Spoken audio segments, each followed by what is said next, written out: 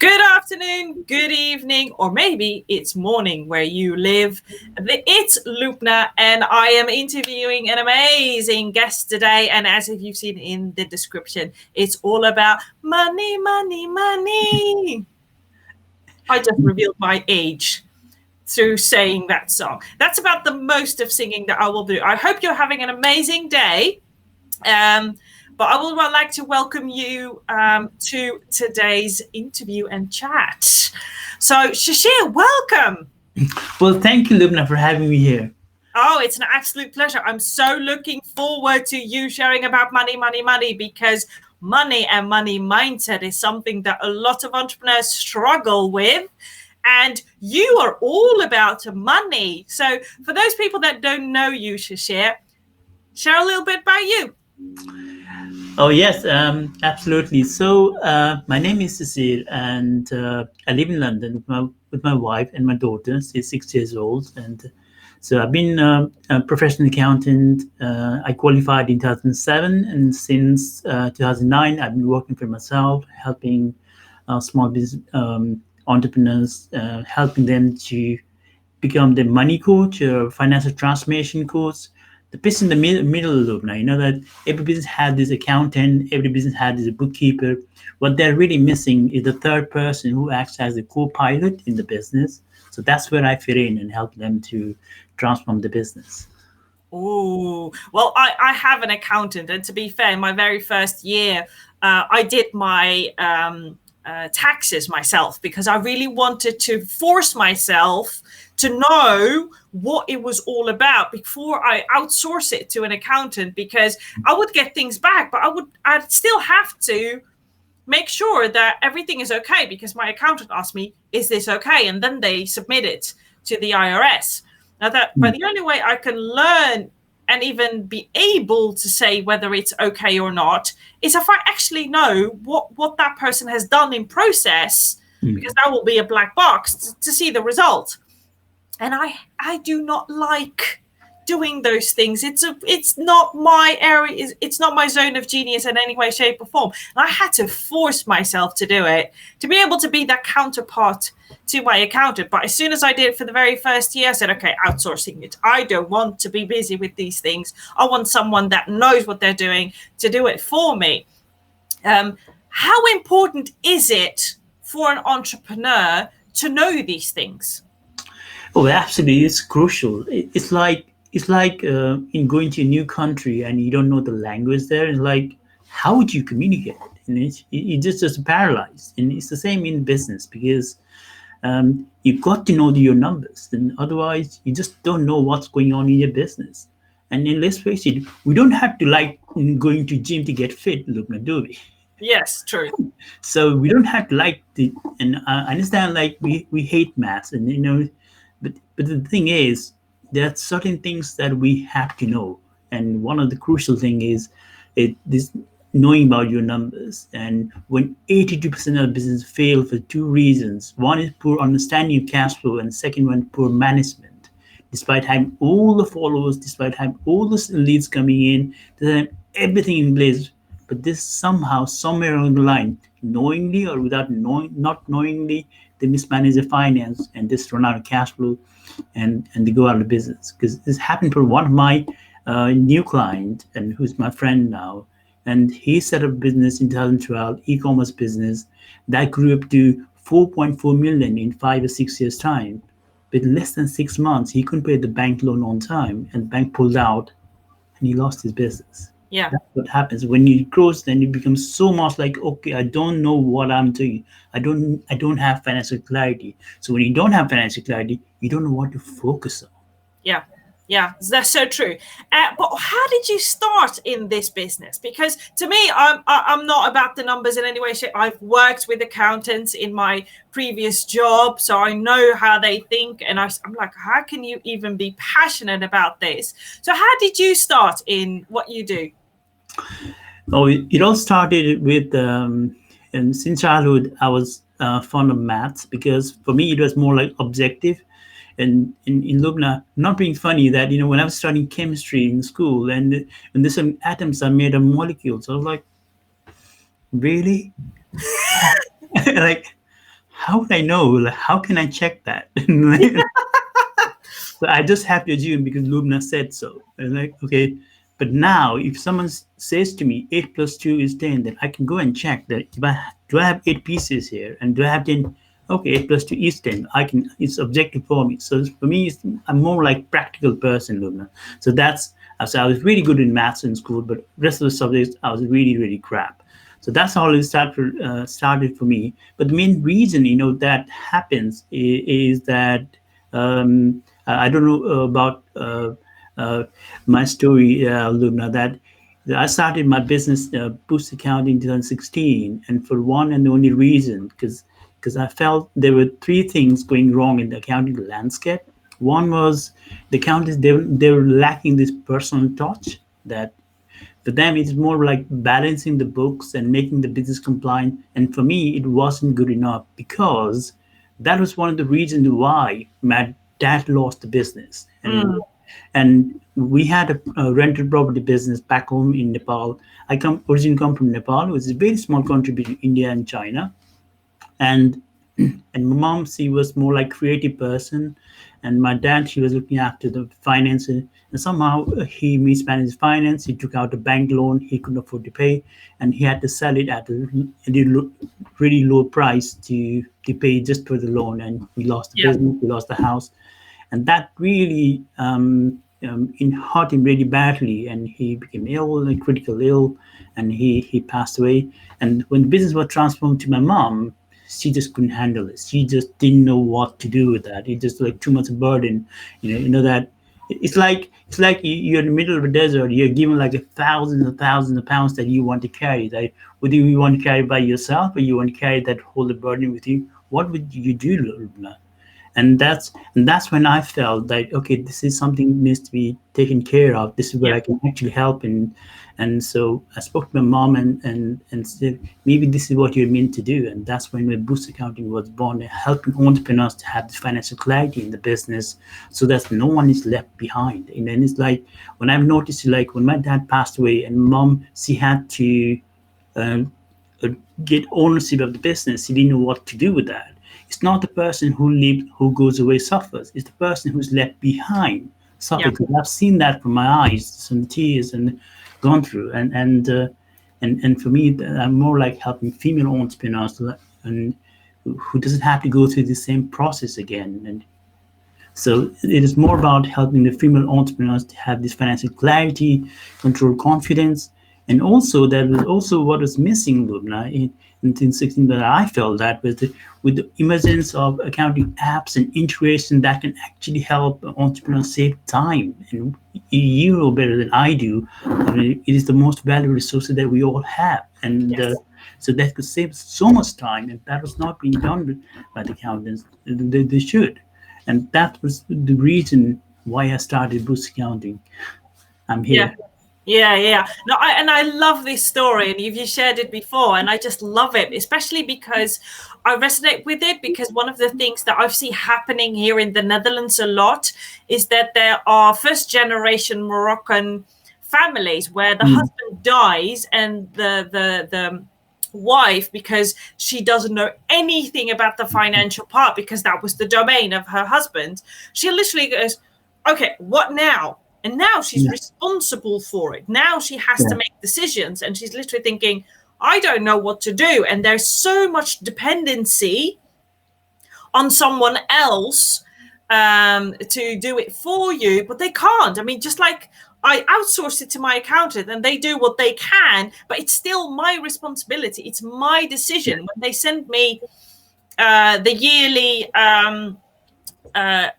tax report, I have to look at it and say, okay, this is what you can send in to the government as a representation of my business. So I have to learn how to read that. I can avoid it, but then saying, how am I going to say yes or no to my accountant? Or how am I going to even know the questions that I need to ask? How will I know if I have a financial healthy business? Because you can make 1 million in revenue, but if your costs are 995,000, there's not a lot of profit there, is there?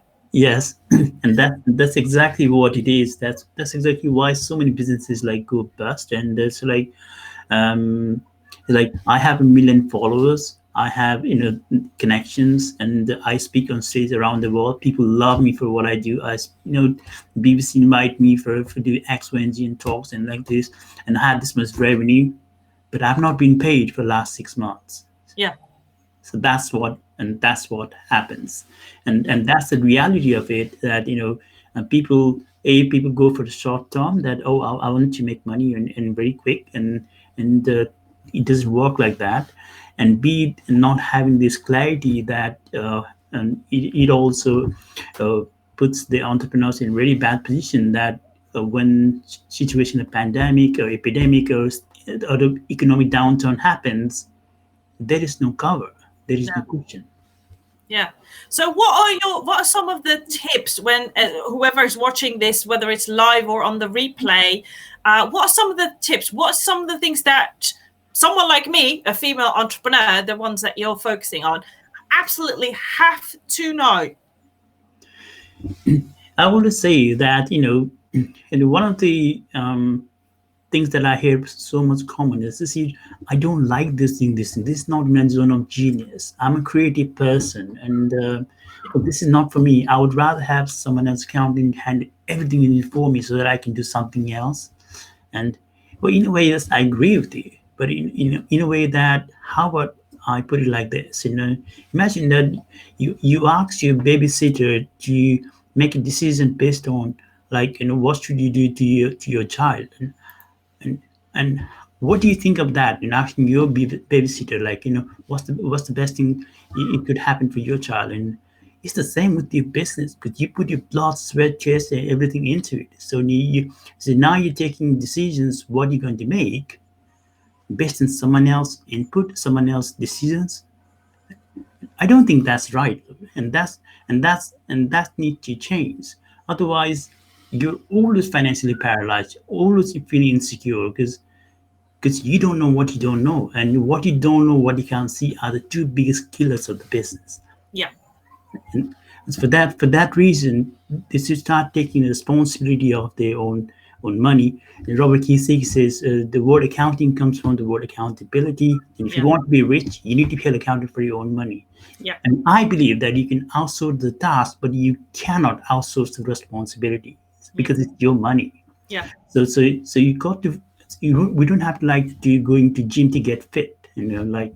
That's the analogy that I would put in. So spend some time and understanding how it works in your business, all the financial dynamics, because the accounting data drives decisions. Yeah.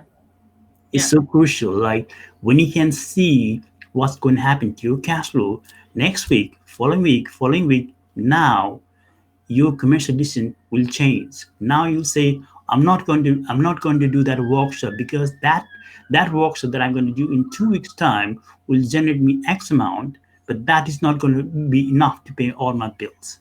Yeah. Instead of that, how about I take out a bank loan just to cover for the next 2 weeks? I work on the project that I can launch it in 4 weeks' time, and that will be a sustainable business for me going forward. You see how the decisions are made based on data. So now data is the new oil. People talk about it.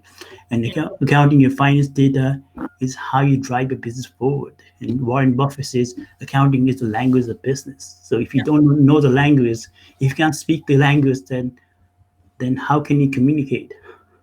Yeah. Now, well, as you know, I'm all about strategy and taking action. And one of the things that I see a lot of entrepreneurs do is take a lot of action, but not necessarily the action that will get them the return on their investment.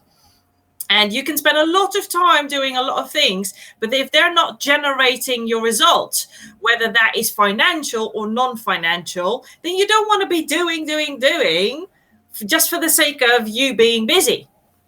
And I think that one of the major insights that I've gotten is, because I look at the numbers, I know that, okay, I can live for the next 3 months. So, for example, when coronavirus hit, that's the first thing I did. I looked at, okay, How long can I survive with having zero of money coming in? How long can I? Is that a month? Is that 2 months? Is that 3 months, 6 months, a year? You never know. And one of the business coaches many, many, many years ago used to say, just make sure you can survive 6 months. A minimum of 3, but 6 is ideal because you never know when something hits. You want to be able to give yourself that time if you need it. And then there's also the height of a crisis and then the aftermath of a crisis. So 6 months is a great tip. So the very first thing I did is say, okay, how long can I survive if I have to if I take on the worst case scenario? So there's absolutely nothing for the next 3 to 6 months. How long can I survive? And based on that, I could make a decision. Okay, what do I need to do now to make sure that I generate it in 3 months or 6 months so that I can have the next batch and survive even longer? Because it's either that or saying goodbye to my business after 6 months. And I think that that's what I love about what you shared, Shishir, is that knowing that you can get clarity, but also confidence instead of, oh my God, what just happened? What am I going to do now? Because in that state, you're going to make bad decisions Yes. that will get you in the worst circumstances. And you'll actually end up in a self-fulfilling prophecy because the one thing you do not want to have happen is created by you. That's so true. That's why I always say that you need to create a projection of your cash flow for at least for the 3 months, the next 12 weeks on a rolling basis, and ideally for the next 6 months. And that gives you, let's say you have this today, and you know that we in the first, let's say 29th of June, 1st of July, you know that what your cash flow will look like on 1st of December today, and you can make decisions like big decisions like, can I afford to hire a new employee, new sales director, and what if I do this, and what it looks like in terms of sales revenue and cost and everything, and will I be able to go on holiday and without actually worrying about paying the bills in 6 months time? Can I book a ticket right now, or yes or no? These are the practical questions that we ask ourselves on a daily basis, Lubna, and you can have this information at the palm of your hand. All you need is a very simple cash flow forecast that tells you what your cash flow will look like at certain intervals, and you make decisions based on that, and what's right for you, and not on emotions, and not on making hastily decisions where you're bound to go wrong because we don't Yeah. think straight at that point. Yeah. Yeah. Well, for those that are listening and thinking, I've never done this, how do I get started? What would your advice be? Well, and I have created some straightforward cash flow templates that they can watch my YouTube channel. There's lots of helpful videos that about but specifically talking about very specific point, Lubna, and because the cash flow therapy is such a huge, vast area that so uh, they can watch the videos and download the checklist, and they can start doing that. But ultimately, at the end of the day, it's about taking responsibility for your own actions, and just you don't have to be an accountant, you don't have to be a bookkeeper, you don't have, out of 100%, you don't need to know 98% of how it works. And for example, if we're buying a new car, I don't need to learn how this car was made, Lubna. I don't need to know that. All I need to know, like, okay, what do I do to left indicate? What do I need to right indicate? And if that it hits the red button, and what does that mean to me? And Yeah. that's kind of thing. So all you need to do is learn 2% of the whole accounting finance, with Warren Buffett talks about accounting is the language of business. You just need to learn 2%. You just have to learn about, and the sales is just your top line, which is just what you earn. And in business, it's what you keep is more important than what you earn. Yeah. And that's really, really important. And when you have this financial education in place, and you'll be in really, really good place to and not only survive and thrive in the business, because you know when you can accelerate it. You don't have to look at social fields and compare with someone else and, oh, she's doing this and she's got this traction from X, Y, and Z. Let me reach out to someone and let me work with the same person, and maybe I can get a result. No, it doesn't work like, you don't know for how long she's been doing that, for what reason, and you just don't know, and you just can't make decisions just like that. You need to Yeah. look at your situation and see that if you got cover for the next 3 months, next 6 months, what the investment will look like, when can you get a return on investment, and make a big decision based on that. So it's my YouTube channel. It covers most about this aspect in a week by week basis. Um, yes, they can watch the videos and learn from that. Cool. And what's next for you? I mean, you do your projection for the next 90 days. What's your projection for the next 90 days? Oh yeah, so in terms of my projection, so what I have is do you mean in terms of content wise? Yeah, what can we expect to see from you in the next 90 days? Okay, so in terms of 90 days, so what I'm working on is I've been interviewing female entrepreneurs about the challenges, just as a research, and it's not like trying to get clients and like, it's just a pure research, and you're one of them. And look, now you've been through the experience. All I Yeah. wanted to understand was how can I serve them better, so that I can put a YouTube channel so that it's more helpful content for them. They can learn so much from them, and it's helpful for them. So I'm working on to making 25 complete interviews so that I can publish a post which would say something like, I've interviewed 25 female entrepreneurs and here's what I found out. So Yeah. that's what I'm working on. So I've done 19 interviews now. So I'm looking for next six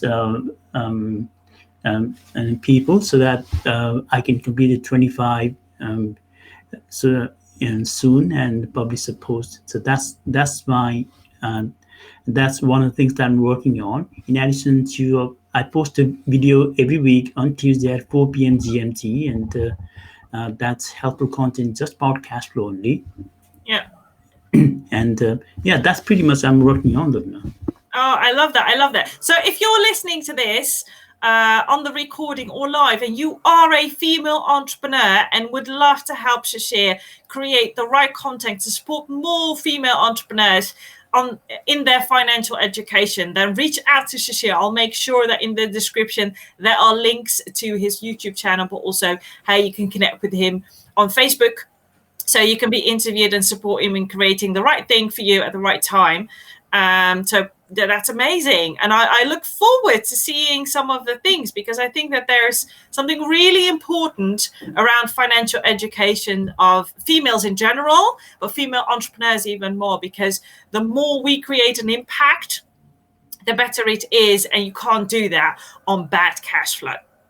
Yes, I believe that the female are the hub of the family, and that's what I've seen in my home. And that my mom, she was rock solid. She was holding my dad, us, and every time we like were down or something, and we were crying tears and something, my mom she was one who was sort of holding on, wrapping your arms around you, and I've seen that. And when she struggled and she didn't know what to expect, and I felt like, oh my god, this can happen to anybody, and and I could be death, could be a divorce, and it could be anything, critical illness to your partner. Now so you have to take care of the business, and we just don't know tomorrow, Lubna. So that's Yeah. when no one has seen tomorrow, and no one saw the coming with coronavirus thing. So we just don't know what next, and so Yeah. so it's time to get prepared. It's time to be financially independent. To have your own capability and take your responsibility for your own actions. Obviously, as a female entrepreneur, you're in the business, not just in the business. You're here to make a difference, and besides just earning money, it's a tool to you have a bigger vision of something else. Because that's what I found out when I interviewed 19 entrepreneurs. Someone wants to create a legacy. Someone create a footprint, and someone they really want, in a nutshell, they want to make a difference, positive impact in the world, Lubna. And the only way we can do this is by being in the business long enough. And how you can be in the business long enough is by having financial stability. And how you can have financial stability is by first knowing, having financial confidence and knowing where you are. And these things are so crucial. Although we may not like going to gym, we still Yeah. want to get fit, right? So this Yeah. is so crucial. And what I'm offering them is Yeah. a part of helping me with the research. It's just the research, and I'm offering them. It's take them. What I've noticed, it's just take them half an hour of their time, and I value everyone's time and so much, and I hate to waste their time. So in turn, that I can also offer them my time, half an hour of my time to like, okay, what can I help you with personally in your business? Because you offered me this time for this research, and I can also offer you my time to help you with whatever you need help with at Yeah. that point in time. Yeah. Awesome. Well, Shishir, thank you for sharing your experiences around money, money, money. I think it's absolutely amazing what you do, and I'm looking forward to seeing more of you. Do you want to leave our listeners to or watchers with a punchline? Yes, I believe that every entrepreneur um, and has a dream, and has a dream of being successful at different levels, achieving different heights for different reasons. And so, in order to make this happen, so the first thing we all need to have is taking responsibility of your own actions. And the only way to take this responsibility is by being involved in your financial decisions by yourself, and so that you don't have any regrets for the decision that you make in the business. Because if it goes wrong, you still feel like, well, at least I tried my best, and I did with my own experience, and I didn't go by what someone else told me. Yeah. And you tried, and you know when you done that, and you get things right, and you feel so much better. So take responsibility for your own actions, and take responsibility of your money, and move forward in the business, because then you'll have financial in clarity. So when you have financial clarity, that's when you can transform your business from financial plateau or financial paralysis to financial prosperity. That's Yeah. the only way I can suggest. Cool. Well, Shishir, thank you. And for those of you that are watching this live or on the replay, share with us your biggest takeaway from listening to this interview around money, money, money. And I'm looking forward to see you on the next one. Have an amazing day. Have fun. Bye. Thanks for having me, Lubna. My absolute pleasure.